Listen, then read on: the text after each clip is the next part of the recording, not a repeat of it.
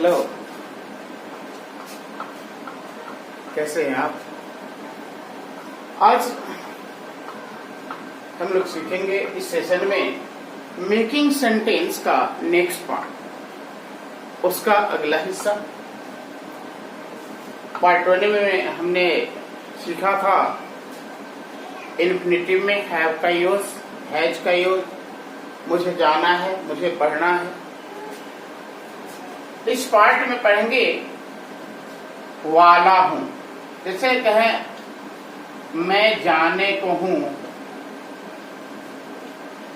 मैं जाने को हूं, या फिर मैं जाने वाला, मैं जाने वाला हूं। एक्चुअली इसमें फ्यूचर टाइम के प्रोग्राम को, फ्यूचर टाइम का जो प्रोग्राम होता है, फ्यूचर टाइम का जो प्रोग्राम होता है उसको हम बताते हैं, उसके बारे में यह बताता है फ्यूचर टाइम के प्रोग्राम को। प्रोग्राम फ्यूचर टाइम का है लेकिन सेंटेंस या प्रेजेंट में होगा, सेंटेंस प्रेजेंट में होगा। तो इस तरह की जब बात आती है तो वैसे सेंटेंस को बनाने के लिए फिर इन्फिनेटिव का ही यूज करते हैं। तो इसके लिए जब हम अफर्मेटिव सेंटेंस का फॉर्मेशन करते हैं तो सब्जेक्ट के बाद primary auxiliary verb to be का यूज करते हैं। जैसे अभी हम करते हैं इज, एम, आर, फिर इन्फिनेटिव टू और वर्ब का फर्स्ट फॉर्म, और अगर कोई ऑब्जेक्ट या अदर वर्ड हो तो उसको यूज कर लिया जाता है। अब यहां सेंटेंस है मैं जाने को हूं, आई एम टू गो। वर्षा होने को है, it is to rain. Ramayana शुरू होने वाली है, the Ramayana is to start. तो इस तरह से हम देख रहे हैं कि भले ही काम फ्यूचर टाइम में होगा लेकिन उसको बताने के लिए प्रेजेंट का यूज करते हैं। और इस तरह से हम बना सकते हैं मैं जाने को हूं या मैं जाने वाला हूं। यह दोनों ही सेंटेंस सेम है, इसके दोनों के अर्थ सेम है, दोनों की रचनाएं सेम है, बनावट सेम है, स्ट्रक्चर सेम है। और इस तरह से आ गया मैं जाने को हूं या फिर मैं जाने वाला हूं, I am to go. It is to rain, वर्षा होने को है, वर्षा होने को है या वर्षा होने वाला है, होने वाली है।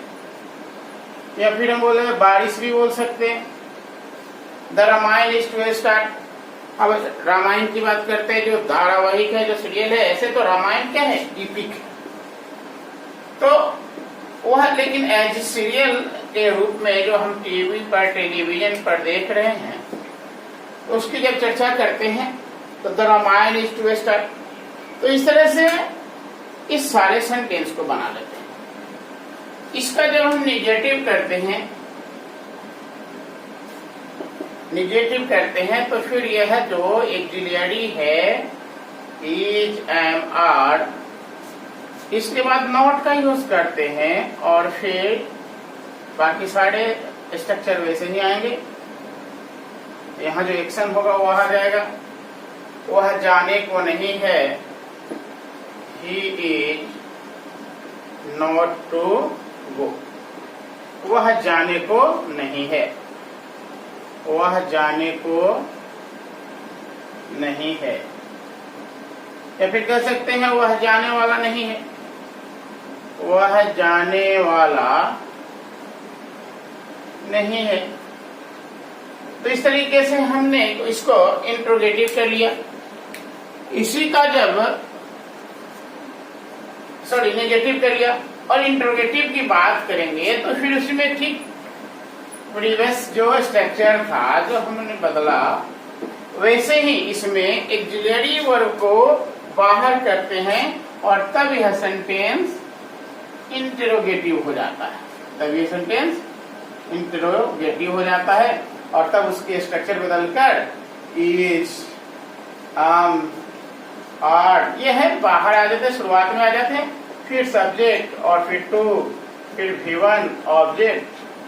और नोट ऑफ इंट्रोगेशन तो लिखने के लिए होता है, बोलने के लिए होता नहीं, ये अदर वर्ड जो भी हो वहां। तो अगर हम कर सकते हैं आर दे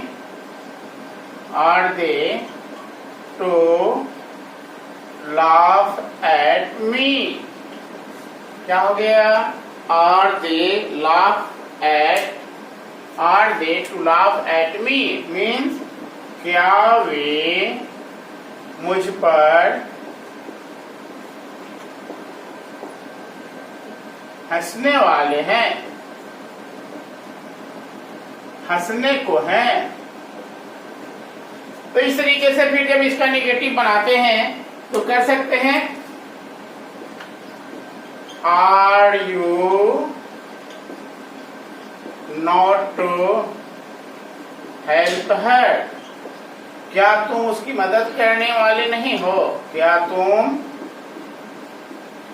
उसकी मदद करने को नहीं हो? फिर जब यह बात आएगी क्वेश्चन की, क्वेश्चन वर्ड आ जाएगा, व्हाट क्वेश्चन आ जाएगा, जिसको WH क्वेश्चन भी कहते हैं। WH क्वेश्चन जब आ जाएगा तो उसका भी अफर्मेटिव और निगेटिव आ जाएगा, उसका भी अफर्मेटिव और निगेटिव आ जाएगा। बस स्ट्रक्चर में थोड़ी सी बस यही जो बदलाव आएगी। तो फिर इसको ले लेंगे, जो क्वेश्चन वर्ड होगा, फिर यहाँ ऑक्सिलरी सेंटेंस के सब्जेक्ट के अकॉर्डिंग ले लेंगे और फिर बाकी जो रेस्ट है वैसे ही करते हैं। तो फिर यहाँ वह कहाँ जाने को है या वह क्यों जाने को है? Why is he to go? वह क्यों जाने को है? वह क्यों जाने को है? इसी की निगेटिव जब हम करते हैं तो निगेटिव कर लेते हैं when are we not to play? हम लोग कब नहीं खेलने को, हम लोग कब नहीं खेलने वाले हैं। तो इस तरीके से अगर हम यहाँ नॉट का यूज करते हैं तो इसमें निगेटिव सेंस आता है। अगर हम चाहे तो यहाँ आरंट भी यूज कर सकते हैं, आरंट यू या फिर वी, जो भी सब्जेक्ट हो। When aren't we to go? Not to go, to play. हम कब नहीं खेलने वाले हैं। तो इस तरीके से यह सेंटेंस आ जाएगा। लास्ट स्ट्रक्चर कल देखे थे, उसमें भी कि हमने प्रोनाउन का यूज किया था। क्या था प्रोनाउन? इंटरोगेटिव प्रोनाउन का यूज किया था। इंटरोगेटिव प्रोनाउन में अफर्मेटिव भी है और निगेटिव भी सेंस है, जैसा कि यहाँ भी देखा, ये अफर्मेटिव सेंस लिया और ये नॉट का यूज कर दिया तो निगेटिव हुआ। तो इस तरीके से हम फिर अगर निगेटिव की बात करते हैं तो इंट्रोगेटिव प्रोनाउन का यूज करते हुए हम सेंटेंस यूज कर लेंगे। तो इंट्रोगेटिव प्रोनाउन जो लास्ट सेशन में आप पढ़े थे, या फिर अगर नहीं पढ़े हैं तो प्रोनाउन पढ़ लेंगे। Interrogative pronoun, interrogative pronoun. अब इस इंट्रोगेटिव प्रोनाउन का यूज करते हैं, हु का यूज करते हैं, व्हाट का यूज करते हैं और भी यूज करते हैं। तो अफर्मेटिव करेंगे तो अगर हु का यूज करें तो इज का ही यूज करेंगे, दूसरा कुछ नहीं आएगा। फिर टू V1 ऑब्जेक्ट अगर कोई हो। अब नेक्स्ट क्या गया? Who is to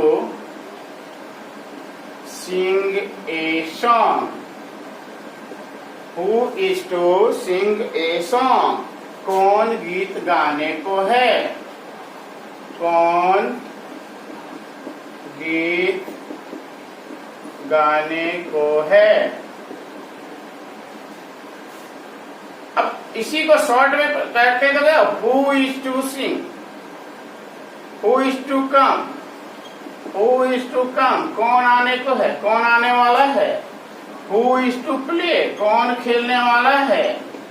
who is to beat, कौन मारने वाला है। हु इज टू डाई, कौन मरने वाला है।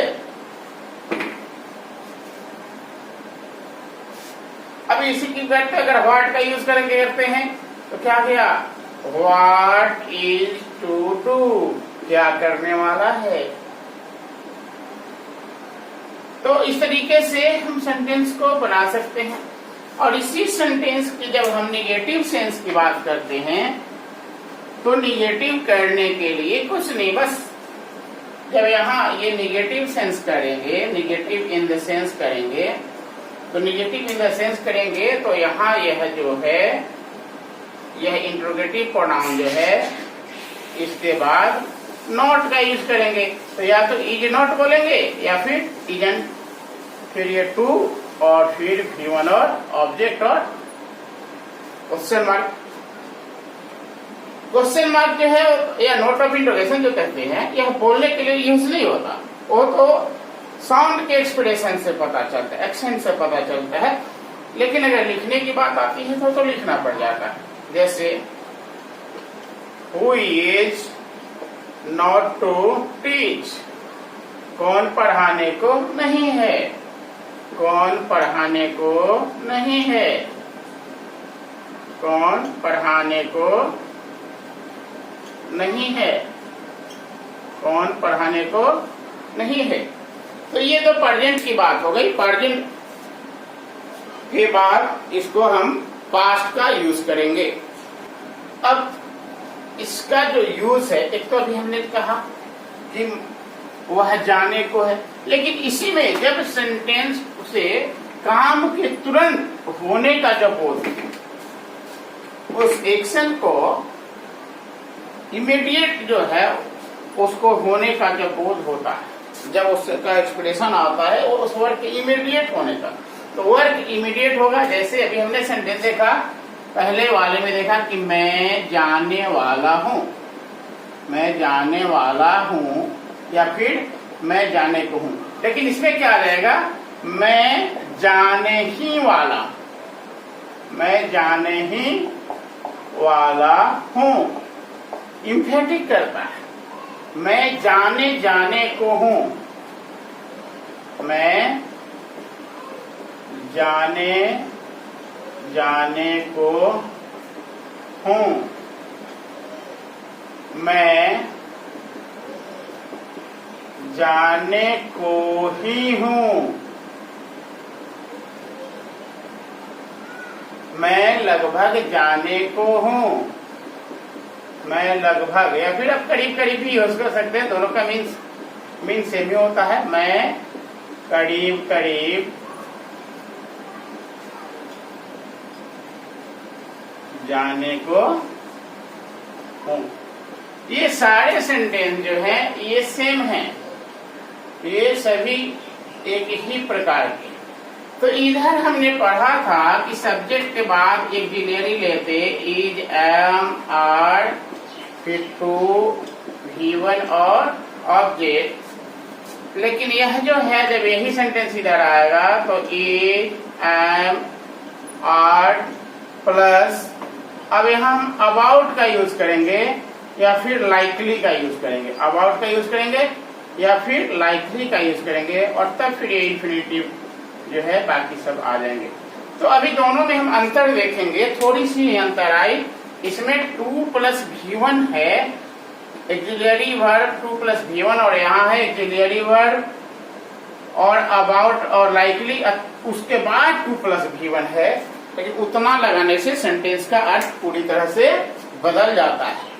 अब जैसे मैं जाने ही वाला हूँ, तो अब इधर बन जाएगा I am about to go, I am about to go.